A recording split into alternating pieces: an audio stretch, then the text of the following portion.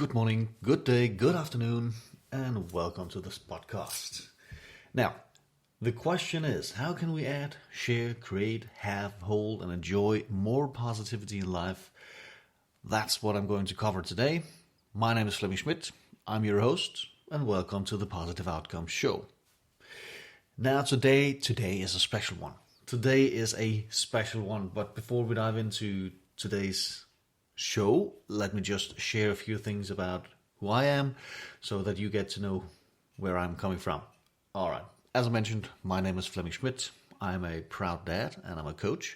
And my journey has been through the experience of a divorce that left me on rock bottom. It kind of knocked me off my feet and I had the hardest time to get back up on my feet again. So if you find yourself in a situation like this, where you are living life and having a hard time getting things in order or getting back on track or whatever, however you want to put that, this might be a show for you, because what I'm sharing are my personal experience and how I got back through looking in and finding the answers from within and going on from there. So what I'm sharing here are, as I mentioned, my personal experiences within personal development and how I overcame my challenges. And the special announcement for today would be this, ladies and gentlemen, is the 50th show and it's New Year's Eve's day. So for me, that's a huge corner, 50 shows and ending the year on a high end, I guess. That's how I feel anyway. And today's topic would be to share more about both your wins and your losses. And why should you do that? Because that just keeps you grounded. It keeps you humble. It keeps you connected to people. If you always just are sharing your wins, people have a hard time relating because it's all about winning. And it's not that. It's not that. If you are sharing your losses, your hard times as well, it becomes more real, it becomes more authentic, it becomes easier to the listener, for you to relate to the story, to relate to the issue, the challenge that, for me, I have had, for instance. Now, one of the wins was overcoming my own self-doubt and getting organized and prioritizing what really matters to me. Those were some of the things that really changed a lot for me. Because for the longest time, I spent a lot of time inside my own head, listening to my own doubts and fears and limited beliefs. And that was leading to live a life that was not good. I wasn't growing. I kept myself in the same place. I was kind of getting in my own way. And to work with yourself and to get prioritized, organized, and focused to what really matters changed things. Because all of a sudden, not all of a sudden, but I was, introduced to this path of thinking, or this path of feeling, because I went from my head and down to my heart. And all of a sudden, it became more clear to me what mattered the most was how I felt in a certain situation, whether it's good or bad.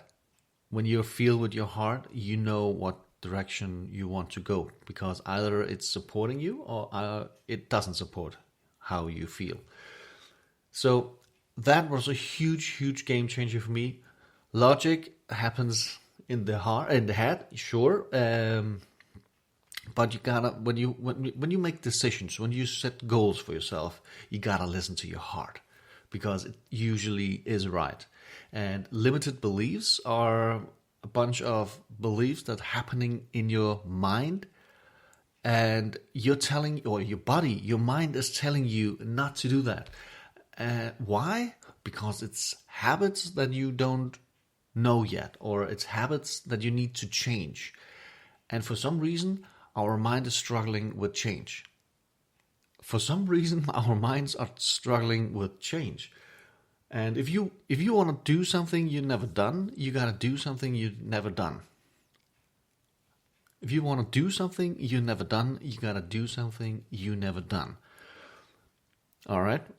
In order for you to move ahead, you got to change some of your habits. You got to change some of your routines. You got to change the paradigm that's happening inside of your mind. If you want to reach a different frequency, a different energy in the universe, you got to talk and attract that energy towards, you got to talk towards that energy, or you're going to attract that energy from the universe.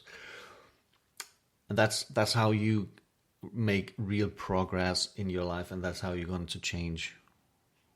If you're only driving a car, always taking the left turn, because you never learned to turn the right, you always end up in the same place. I know it's a poor example, but it's an example. And if you start to learn to turn right, you will end up in whole new places. Imagine that happening in your life. If you start to listening to your heart and follow what feels right, not what logic dictates you to do, but what feels right in your heart, you will end up in different places. And don't limit yourself by saying no, no, no. Say more yes, yes, yes.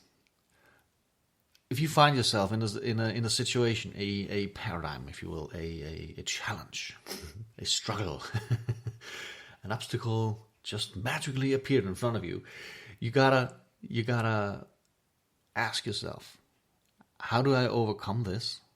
No, that's not the one. Never how. Ask yourself, what do I need to do to overcome this? That's the key element. We get too focused, myself included. That was me before.